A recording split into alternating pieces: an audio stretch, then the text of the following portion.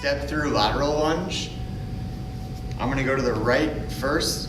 I'm stepping out to the right, absorbing the load, going into a lunge, and then pulling or stepping through with the opposite leg. So if I'm going to my right, I'm gonna catch, descend into a lunge, step through, and then I would go back to the opposite side, step into my left, catch, decelerate, step through. You can do this body weight if you're able. We always recommend starting with body weight. We want to increase your range of motion before we add load.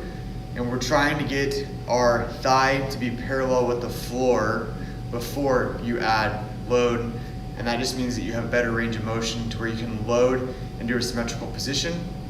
We want you to be aware of your torso angle. So if I face away from the camera, when I step out and I drop into my lunge position, we don't want to be bent over with our chest facing the floor. We want to be in an upright position so we can load into our ankle, into dorsiflexion, load our quad, load into our hip, and be able to step straight up and out. Many people have a hard time loading with that symmetrical pattern, and they're going to compensate into their hip and low back. So be self-aware, try to correct, get into that more optimal position to where we're creating symmetrical loading of the lower extremity.